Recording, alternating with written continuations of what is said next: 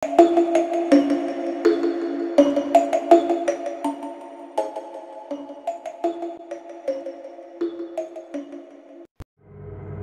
naglalakad sina Jiro at Ariana sa daan, ay nagkukwentuhan at nagtatawanan ng mga ito.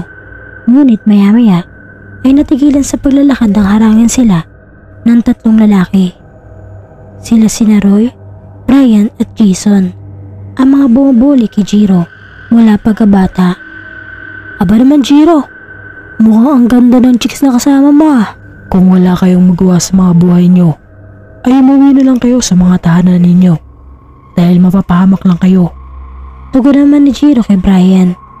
Ngunit sa halip na sumunod ay nagsitawanan lang ang tatlo sa sinabi ni Jiro. At sino ka para pauwi mo kami? Eh kung ikaw kaya ang bugbugin namin. Pagkatapos ay binigyan niya ito ng isang suntok. Ngunit parang hangin lang ang sinuntok ni Roy. Paano nangyari yun? Sino sinusuntok mo dyan, bugok? Nandito ako sa likod mo. Sa pagkakataong iyon, ay akmang susuntukin pa sana ni Roy si Jiro. Ngunit hindi na ito nakagalaw sapagkat pumulupot sa may bandang paahan nito ang mga talahib na nasa paligid. Iyan ang nangyayari sa mayabang na katulad mo. Maya-maya ay nagulat na lamang si Brian at Jason sapagkat nasa harapan na nila si Ariana. Habang unti-unti itong nagbabago ng anyo bilang isang gabunan. Ang gabunan ay isang uri ng aswang na mabangis at kaya nitong mag-anyo at umatake kahit tirik ang araw. Sige Ate Ariana, gawin mo kung anong gusto mo.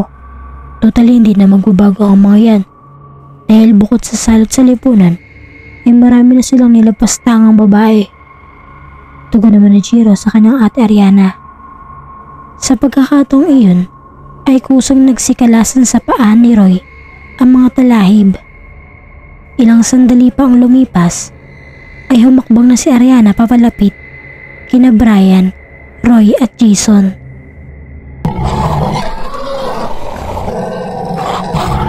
At ilang sandali pang lumipas, ay nagsitakbuhan na ang mga ito dahil sa takot.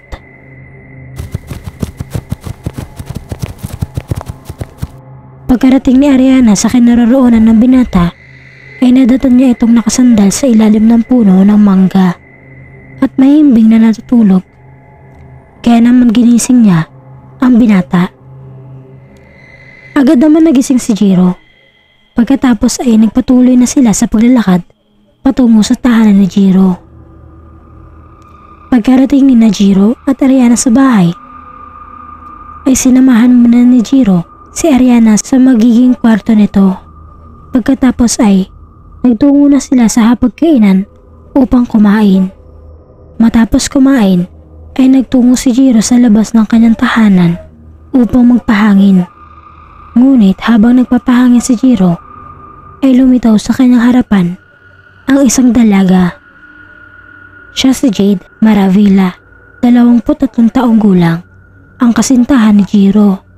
Si Jade ay isang mangkukulam at bihasa sa paggamit ng itim at puting karunungan. Jade mahal, ano ginagawa mo rito? Nandito ako para kamustihin ka. Hindi ka kasi dumadalo sa bahay eh. Ayaw kasi ng papa mo na dumadalaw ako doon sa bahay niyo eh. Kaya hindi na ako pumunta sa bahay niyo. Hindi naman sa ayaw ni papa na dumalo ko sa bahay. Ayaw niya lang kasi na dumadalaw ka ng gabi. Dahil alam ni papa na may alam ka din sa lihim ng karunungan. Pero ang totoo ay botong-boto sa iyo si papa. Lalong-lalo na sina mama at ang mga kapatid ko. Ikaw lang kasi ang lalaki nanligaw sa akin ng formal. At saka inutusan din ako ni papa na puntahan ka dito.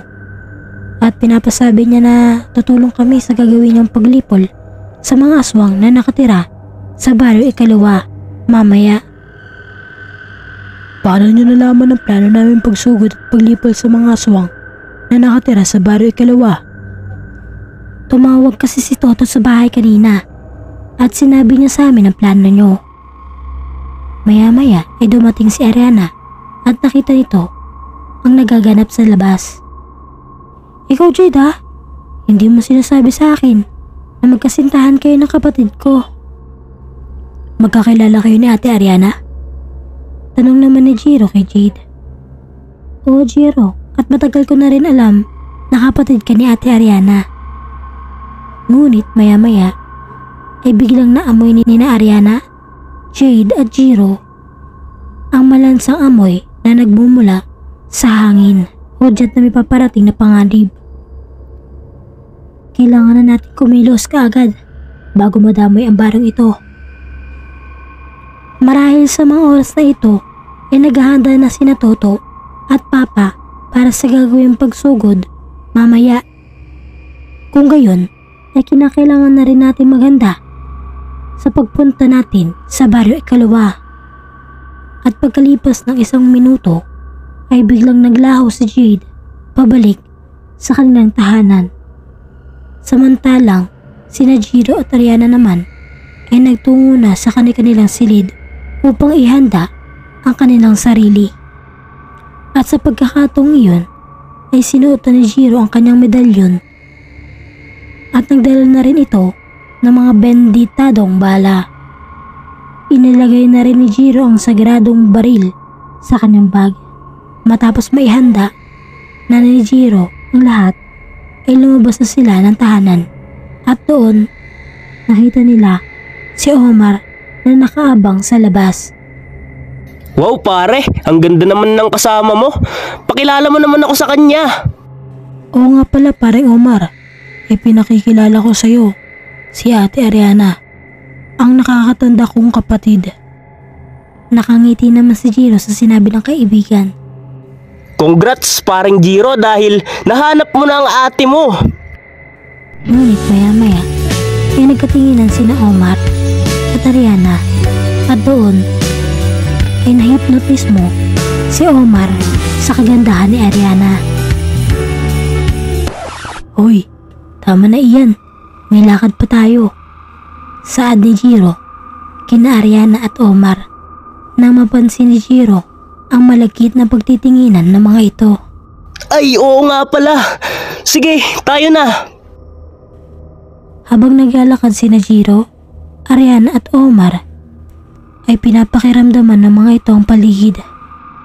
At nang makarating na sila sa bukana ng Baryo Ikalawa ay nakita nila roon ang kanilang mga kasamahan na kanina pa sila inaabangan. Ayos, kumpleto na pala ang lahat. Wika ni Toto sa kanyang mga kasama. Pagkatapos ay sabay-sabay na nilang pinasok ang Baryo Ikalawa. Sa kanilang paglalakad ay nakita nila ang ibang mga tahanan na may nakasabit na pangontra sa aswang. Samantalang karamihan naman sa mga tahanang nakatayo sa Baryo Ikalawa ay walang nakasabit na pangontra sa aswang. Kaya naman, nalaman kaagad ni na Toto kung sino sa mga taga roon ang karaniwang tao at kung sino ang aswang. Ilang sandali pang lumipas ay nagsitago na ang lahat sa talahib sapagkat naramdaman nilang may paparating. At doon ay nakita nila ang mga misteryosong lalaki na nagmamasid sa paligid. Siguradong babalik pa rito yung 3 albularyo na pumunta rito kagabi. Wika ng isa sa mga misteryosong lalaki. Kung makakabalik man sila rito, ay hindi na sila makakalabas pa ng buhay sa lugar na ito. Wika ng isang misteryosong lalaki. Pagkatapos ay tumawa ito na nakakaloko. Pagsapit ng alas 9 ng gabi ay nagsialulong na ang mga aso. Pagkatapos ay nagsilabasan na ang mga aswang sa kanilang mga tahanan. At doon na rin lumabas ang mga manananggal, nagabunan, pati ang mga makapangyarihang mangkukulam kasama sina Toto, Jiro at Omar. At sa pagkakataong iyon ay walang awang pinagbabaril ni na Jiro at Omar ang mga aswang na nakatira sa Baryo Ikalawa.